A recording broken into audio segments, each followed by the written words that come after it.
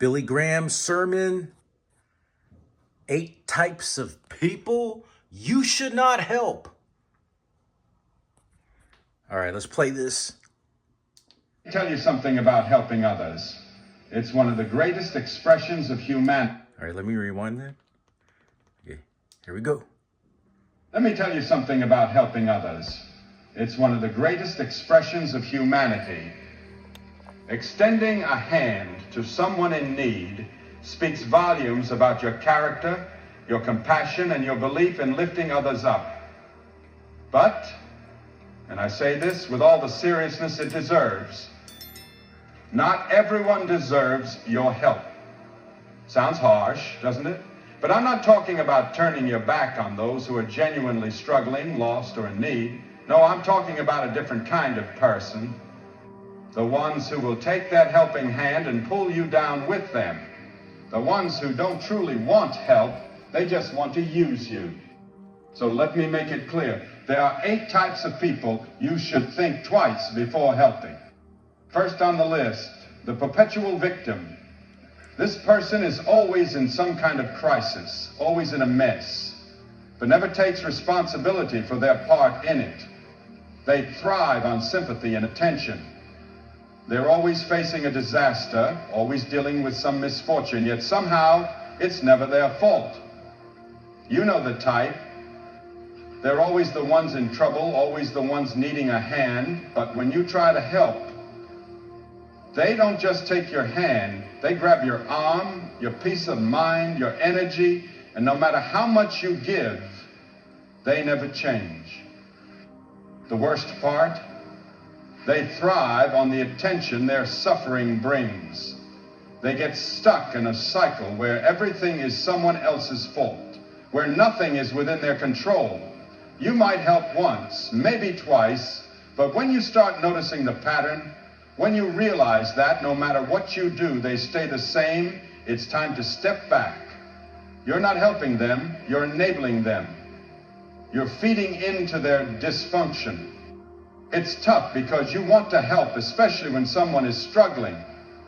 But you have to understand there's a difference between supporting someone who is actively trying to change and enabling someone who refuses to take responsibility. Helping is about lifting someone who is willing to stand. Enabling is carrying someone who refuses to walk. Eventually, you have to recognize that you're not doing them any favors. You're just prolonging their suffering. And in doing so, you're sacrificing your own peace. You have to... Bro, that's a narcissist. That's why I be teaching about narcissists, man. Because these narcissists, they've been doing that to me. Anyways, I forgive them, but I'm just saying, like, because I know this. And like, man, and we got Billy Graham. He's been saying this since day one. Know when to walk away. I'm not saying you should turn your back on them entirely, but you must stop letting them drag you into their endless drama. Save your energy for people who truly want to change, who are willing to rise, who are open to growth. Not everyone is ready at the same time, and you can't force it. Second, the chronic complainer. You know the type. No matter what happens, it's never enough. You could give them the world, and they'd still find something to gripe about. You could move mountains for them, and they'd complain about the view. And the thing is, you try to help, you try to fix things, but it doesn't matter. It's never good enough. They don't appreciate it. Instead, their negativity starts to drain you. It's like a parasite slowly sucking away your energy. A parasite. Making you doubt yourself, making you question whether you're the problem. But it's not you, it's them. Being around someone who constantly complains is like being pulled into their world of negativity. They don't want solutions. They don't care about fixing things. They just want to be heard, to have an audience for their grievances. Wow. And that is not a healthy dynamic. You have to understand that someone who is never satisfied will never be satisfied with you. You could give them everything and they would still find something wrong. Dang. Helping them is like trying to fill a bucket with a hole in it. Man, that's what I've been experiencing. No matter how much you pour in, it will never hold. Dang. And in the end, you're left empty. So what do? You stop trying to fix someone who doesn't want to be fixed. You stop pouring into something that's never going to hold. Some people are stuck in a mindset of complaint. They don't want to change. They don't want to move forward. They just want to stay where they are and talk about how bad everything is. And you can't afford to let that consume your time, your energy, your spirit. Not everyone is open to the solutions you offer. Some people are comfortable in their misery. It gives them an identity, a story to tell. It allows them to blame someone else for why they aren't where they want to be. But you can't fix that. You can't fix someone who doesn't want to be fixed. So stop trying. Ask yourself, am I giving my energy to the right people? Am I spending my time with those who are actually moving forward, or am I just feeding into someone else's cycle of chaos and complaint? Time is precious. The more you waste trying to help those who don't want to be helped, the less time you have for those who are truly grateful, who are trying to grow. Protect your peace. Yeah. Surround yourself with people who are positive, who are pushing forward, who are committed to growth. You can't keep letting perpetual victims and chronic complainers drain you. Go back to there. Let me see. That one part. He said, protect your peace. That's boundaries. That's what I'm talking about. Or am I just feeding into someone else's cycle of chaos and complaint? Time is precious. The more you waste trying to help those who don't want to be helped, the less time you have for those who are truly grateful, who are trying to grow. Protect your peace. Protect your peace. That's boundaries right there. That's why I be talking about boundaries. And y'all Christians think I'm in, you don't, because you've never had to experience a narcissist. Well, I have, being amongst wolves for a very long time, and wolves in sheep's clothing. So, yeah. And so, like, I've been saying it since day one. It's boundaries, man. Boundaries. Protect your peace. Boundaries. Anyways, man, now I got the proof. Like, it's like I feel like none of these, I feel like a lot of Christians, they don't like listen to me, or like they think I'm up to no good, or like whatever. You know what? Y'all lack discernment. Y'all lack discernment, or maybe you never experienced a narcissist, man. Surround yourself with people who are positive, who are pushing forward, who are committed to growth. You can't keep letting perpetual victims and chronic complainers drain you. You can't afford it. It's time to start drawing boundaries, setting limits on how much you give, and reserving your energy for those who truly appreciate it. Now let's talk about the entitled. These people don't ask for help, they expect it. They don't appreciate it, they demand it. They walk around with a mindset that the world owes them something, that you owe them something. They believe they are entitled to your time, your help, your energy, your resources. And that's exactly what we're discussing today, the entitled mindset. These are the people who don't even recognize the sacrifices you make. They don't thank you. They don't acknowledge your efforts. They just expect you to be there to fix things for them, as if it's your job. I've seen this, and I know you have too. You've encountered people who act as if they're doing you a favor by allowing you to be in their lives, and then, when they're in trouble, they don't ask for help, they demand it. They assume that you should drop everything, give up your time, your energy, your resources, and cater to their needs. They don't stop to consider that maybe, just maybe, you have your own struggles, your own battles, your own priorities. And here's the hard truth.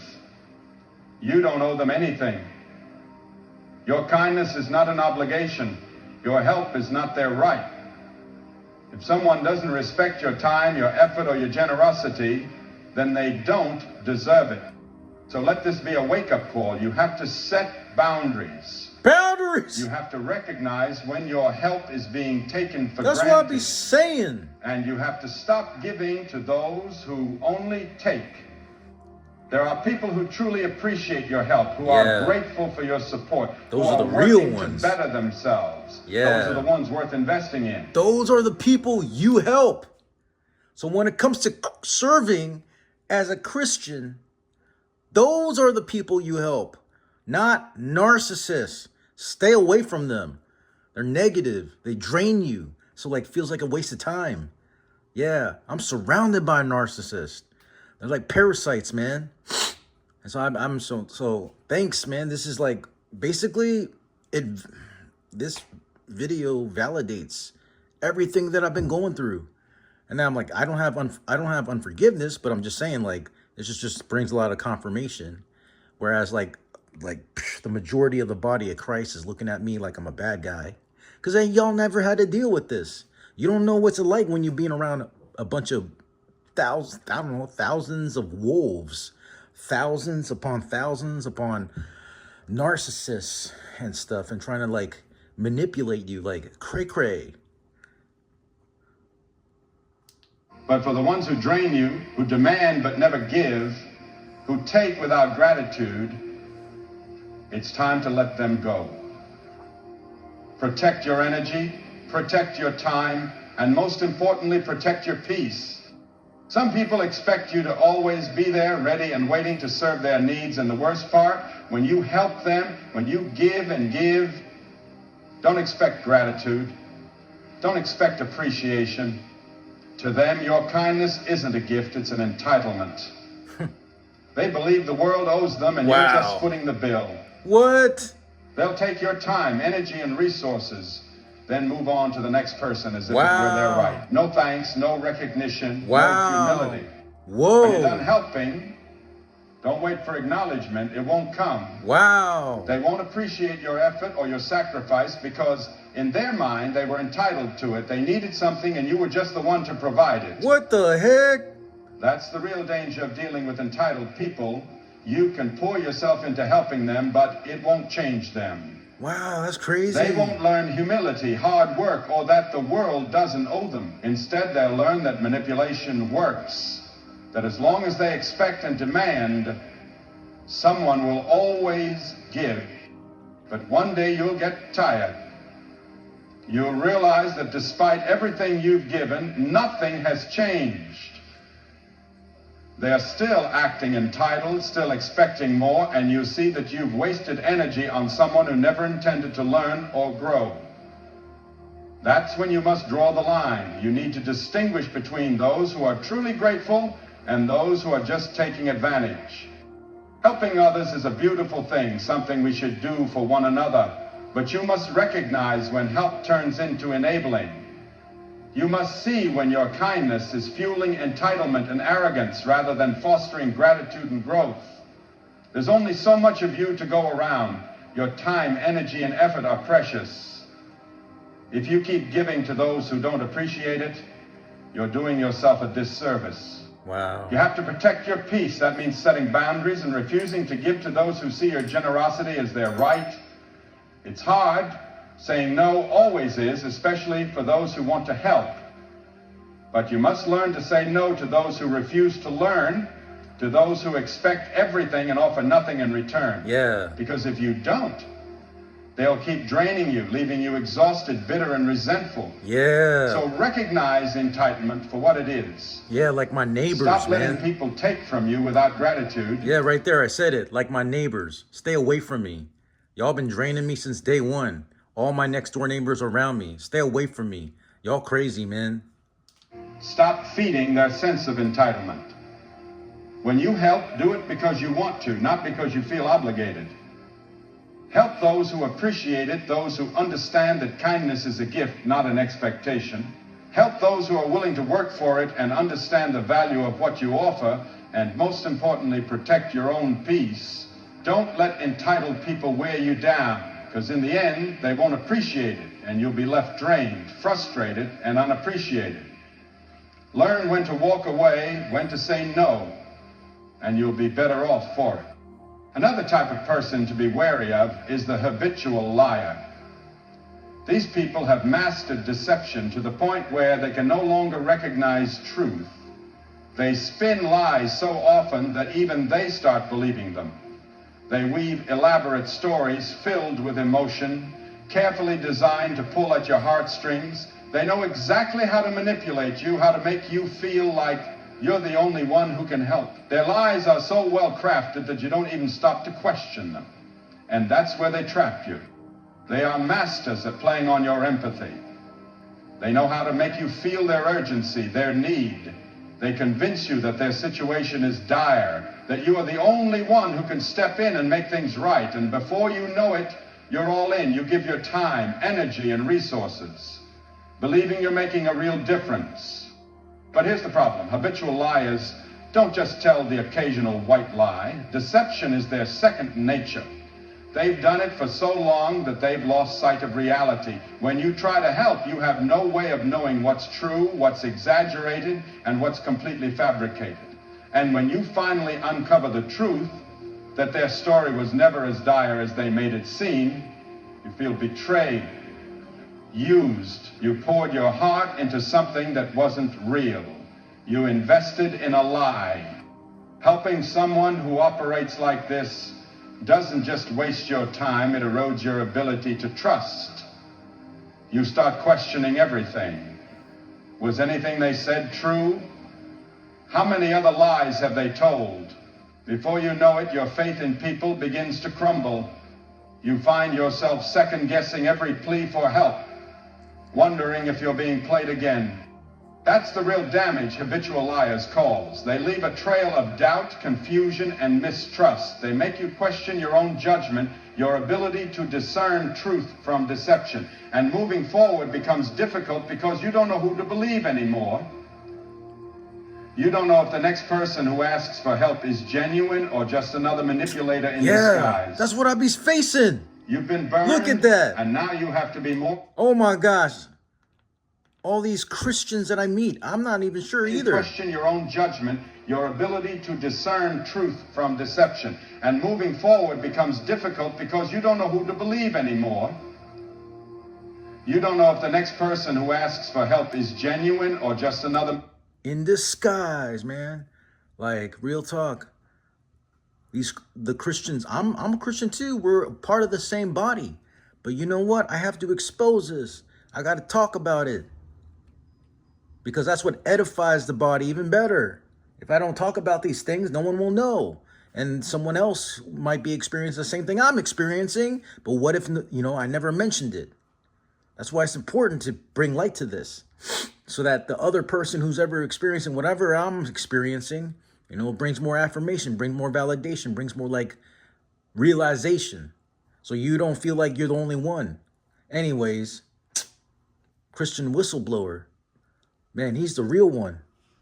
Anyways, yeah, this is what I'd be experiencing with other Christians. I can't tell if you are genuine or if this is a disguise. And I bet that's the same way the way you look at me. Well, that's because you never even experienced a narcissist. You never don't even know what it's like.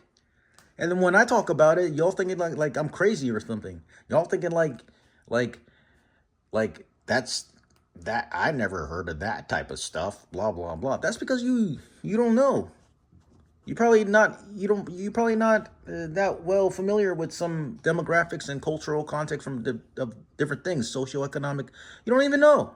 Anyways, I'm just not. I forgive y'all because y'all don't know, but I'm just saying, man. Damn, this is a good video, but it's very, very long. It's like 38 minutes. But y'all check it out. 8 types of people you should not help. Billy Graham.